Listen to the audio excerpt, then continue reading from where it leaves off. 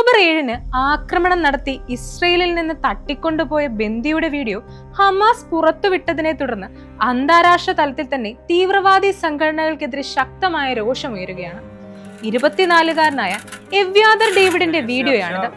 മൺവെട്ടി പോലുള്ള ആയുധം ഉപയോഗിച്ച് ഒരു തുരങ്കത്തിനുള്ളിൽ കുഴിയൊരുക്കുന്നതാണ് ദൃശ്യങ്ങളിൽ. മരിക്കുമ്പോൾ തന്നെ അടക്കാനുള്ള കുഴിയൊരുക്കുകയാണെന്ന് ഡേവിഡ് വീഡിയോയിൽ പറയുന്നു. ഓരോ ദിവസവും ശരീരം ദുർബലമായിക്കൊണ്ടിരിക്കുകയാണെന്നും താൻ സ്വന്തം ശവക്കുഴിയിലേക്ക് നടക്കുകയാണ്, എന്നെ സംസ്കരിക്കാൻ പോകുന്ന ശവക്കുഴി അവിടെയാണ് എന്നുമാണ് ഹീബ്രു ഭാഷയിൽ യുവാവ് പറയുന്നത്.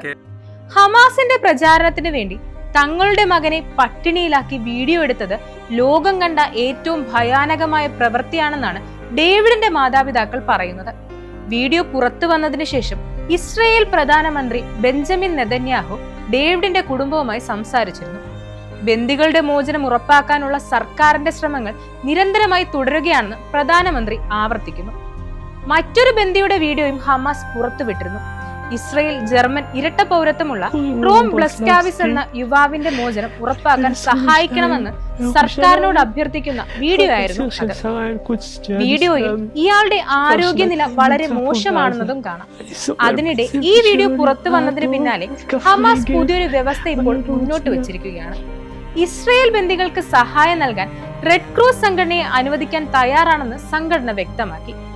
കഴിഞ്ഞ 700 ദിവസത്തിലധികമായി ഹമാസ് തടവിൽ കഴിയുകയാണ് ബന്ദികൾ. ഇസ്രയേൽ പ്രധാനമന്ത്രി ബെഞ്ചമിൻ നെതന്യാഹു റെഡ് ക്രോസ് ഇക്കാര്യത്തിൽ ഇടപെടണമെന്ന് ആവശ്യപ്പെട്ടിട്ടുണ്ട്. ബന്ദികൾക്ക് അടിയന്തരമായി ചികിത്സയും ഭക്ഷണവും എത്തിക്കാൻ സംഘടന ഇടപെടണം എന്നാണ് ആവശ്യം.